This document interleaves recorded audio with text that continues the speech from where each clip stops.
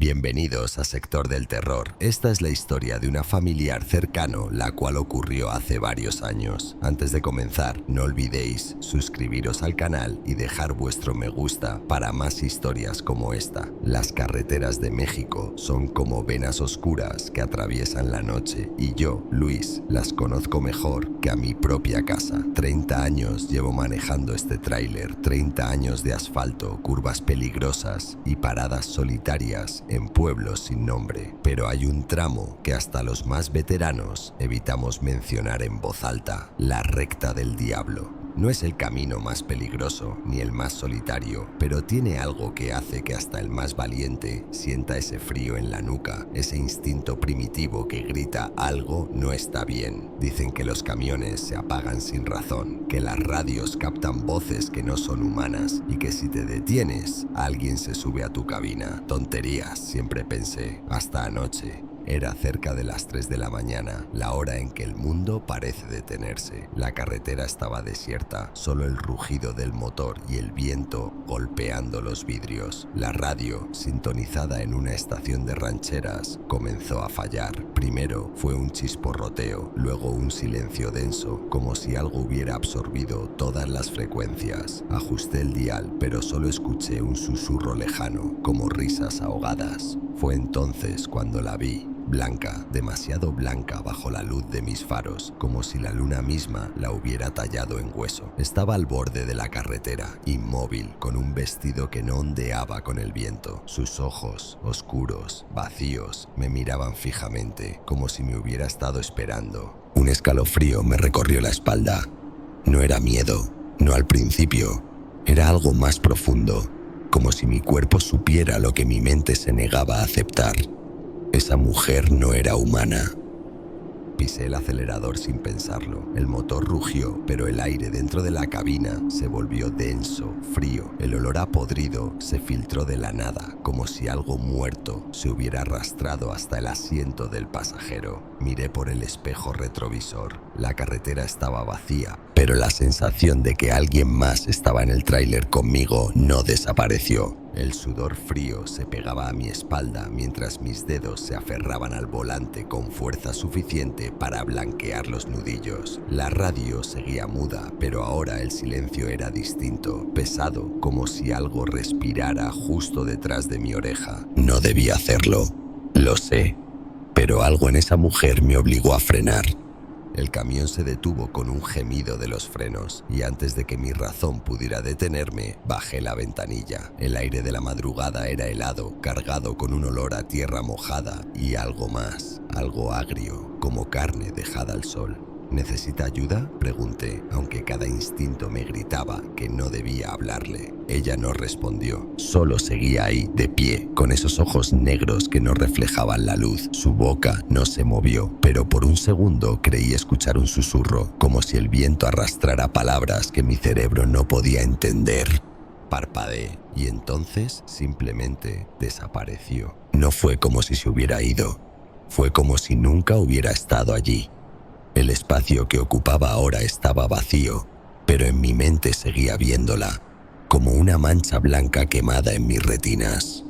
El corazón me latía con tal fuerza que sentía que rompería mis costillas. Cerré la ventanilla de un golpe y pisé el acelerador, las ruedas patinando sobre el asfalto, pero el olor no se fue. Esa fetidez a podrido se intensificó, llenando la cabina como una niebla espesa. Respiré por la boca, tratando de no vomitar, pero el sabor a muerte se pegaba a mi lengua. Miré el espejo retrovisor, esperando ver la carretera vacía detrás de mí, pero por un segundo, solo un maldito segundo, creí ver una figura pálida, sentada en la parte trasera de la cabina. Cuando volví a mirar no había nada, pero la sensación de que algo estaba ahí, observándome desde las sombras, no me abandonó. El motor rugía como un animal acorralado mientras yo aceleraba, deseando poner kilómetros de distancia entre esa cosa y yo.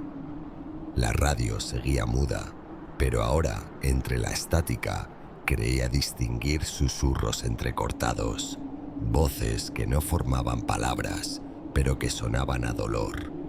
Intenté concentrarme en la carretera, en las líneas amarillas que se desvanecían bajo mis faros.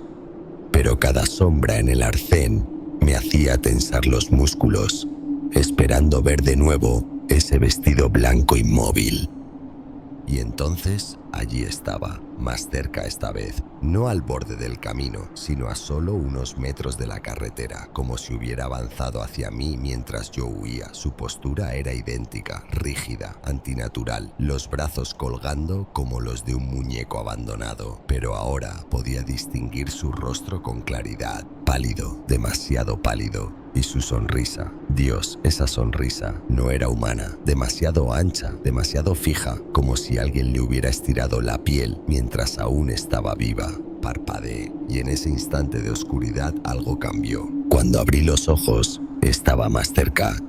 No había caminado, no se había movido, simplemente estaba ahí, ahora, a solo unos pasos del asfalto. El pánico me cerró la garganta. Recurrí a viejas oraciones que no repetía desde niño, murmurando entre dientes mientras clavaba la mirada en la carretera, negándome a volver a mirarla. Pero entonces, un golpe. Algo había chocado contra la parte trasera del tráiler. No fue el sonido de un animal, ni de una rama.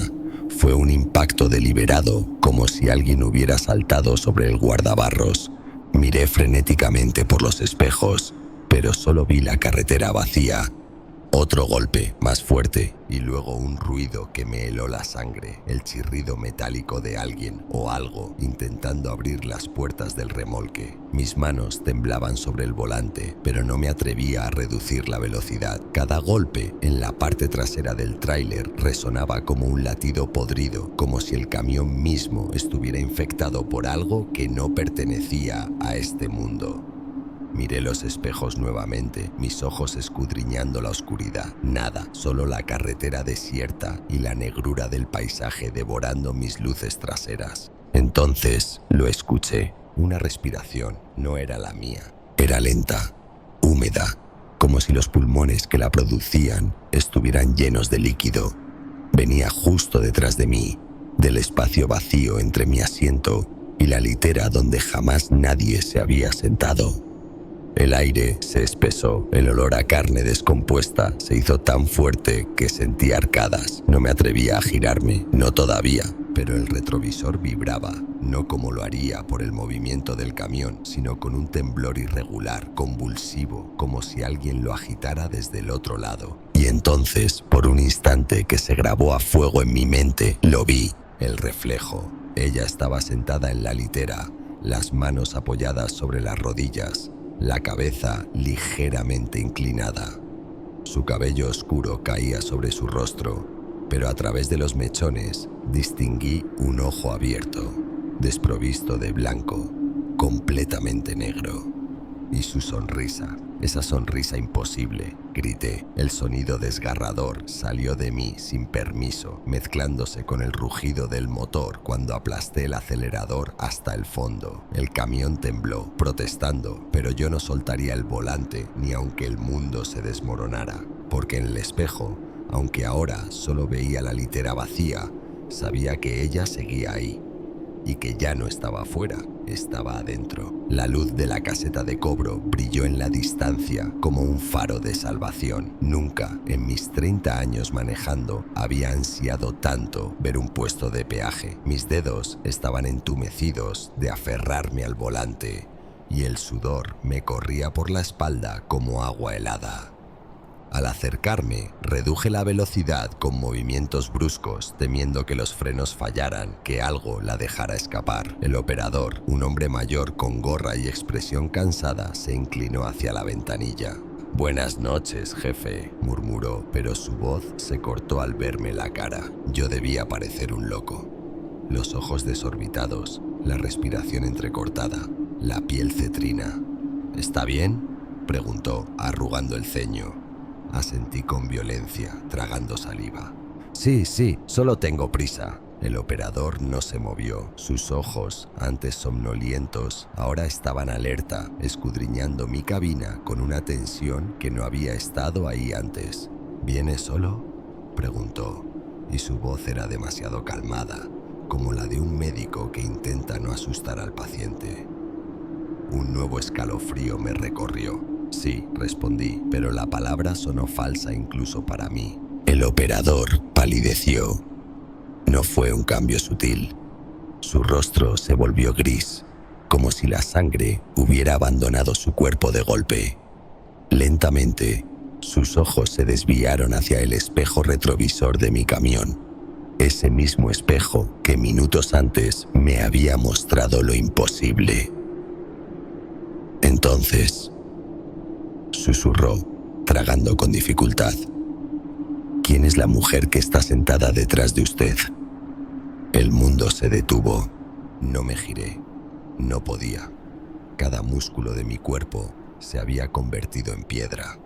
El operador retrocedió un paso, santiguándose con mano temblorosa. «Llévese esto», murmuró, arrojándome el ticket de peaje sin siquiera cobrar. «Y no pare hasta que el sol esté alto». Antes de que pudiera responder, él golpeó el costado del camión con urgencia, como ahuyentando a una bestia. Y en ese momento lo supe, no estaba solo, nunca lo había estado. Grité, no fue un grito de terror, sino de rabia, de negación visceral. Giré la cabeza hacia el asiento trasero con un movimiento brusco, dispuesto a enfrentar lo que fuera que estuviera allí. La litera estaba vacía. El alivio fue un espejismo que duró menos de un segundo, porque el operador no había dejado de mirar fijamente el espejo retrovisor exterior del camión, ese pequeño ojo negro que reflejaba lo que yo no me atrevía a ver. Con dedos que parecían de anciano, señaló lentamente hacia él. «Mire», susurró. No quise hacerlo, pero lo hice. Allí, en el cristal distorsionado por la vibración del motor, ella estaba sentada. Su reflejo no era como el de un ser humano, sino como el de una fotografía velada, con contornos difusos y ojos que absorbían la luz. Su sonrisa ya no era estática. Ahora se extendía, lenta, como si alguien le estirara la piel con hilos invisibles. Y entonces el reflejo parpadeó. No yo, ella. Fue entonces cuando perdí el control. Abandoné el camión como un poseso, cayendo de bruces sobre el asfalto frío. Mis piernas no respondían, pero gateé lejos de ese vehículo maldito, como si el infierno mismo respirara a mis espaldas. El operador me ayudó a levantarme, sus manos temblando tanto como las mías. «No es la primera vez», murmuró, arrastrándome hacia la caseta. «Hace 3 años, un muchacho como usted llegó gritando. Dijo que una mujer se le subió al camión en la recta». «¿Dónde está ese chico ahora?», logré articular entre dientes que rechinaban.